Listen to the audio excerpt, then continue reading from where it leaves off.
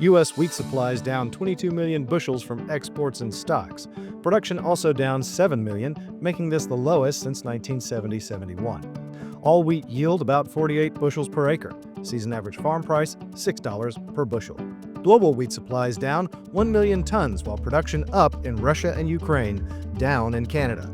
Consumption up about 1.5 million tons, due mostly to higher food, seed, and industrial use. Global ending stocks lowered about 2.5 million tons. U.S. corn stocks 2 billion bushels, reflecting more feed and residual use, while ethanol use slightly lowered. Yield projected 183 bushels per acre, and total use increased 50 million bushels. Season average farm price $4.40 per bushel. Global corn production cut mostly on decreases in the EU and Kenya, France in particular facing heat issues which could cause the lowest harvest in decades. Global stocks down 6 million tons to about 275 million. U.S. rice production down by 13% due to less planted area. Domestic and residual use also down 8 million hundredweight. All rice exports down too by 28% compared to last month.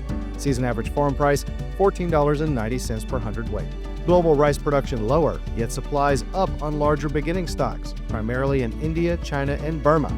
Consumption and residual use projected at about 543 million tons. Ending stocks about 192.5 million tons.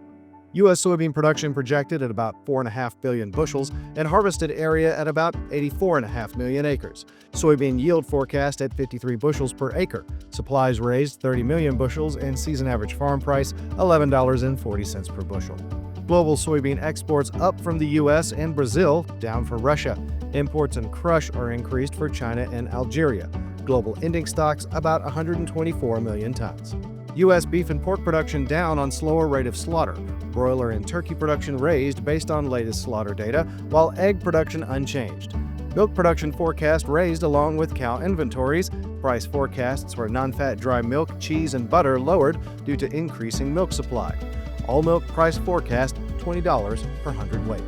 U.S. cotton production raised by 400,000 bales due to higher than estimated planted area, up by 2%. Yield projected 872 pounds per acre. Ending stocks raised to about 4 million bales. Season average farm price 73 cents per pound.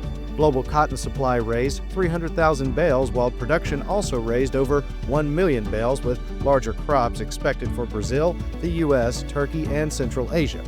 Consumption projected 122 million bales and ending stocks about 71 million bales.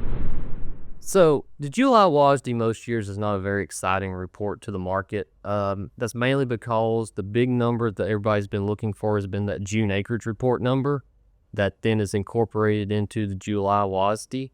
So the market already knew what acres were going to be. So there wasn't a lot of big changes in acres. Corn acres came in about even with where they had originally predicted them in the March acreage report. Soybeans bumped up a little bit, cotton bumped up a little bit. So overall, there wasn't a lot of huge adjustments in the actual WASDE numbers in this July report. Going forward, next month is the big one, is when we first get the objective yield surveys in there, and we get USDA's first real estimate on what yields are looking like this year based on what's actually happening out there. Next month's going to be a big one. That's going to have a lot more market moving potential when those yield numbers come in.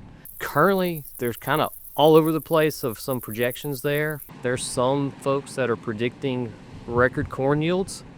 That's kind of hard to see right now, especially since the crop currently is conditioning ratings less than last year's. Some of the numbers you see out there, I just don't see that being happening in next month's report.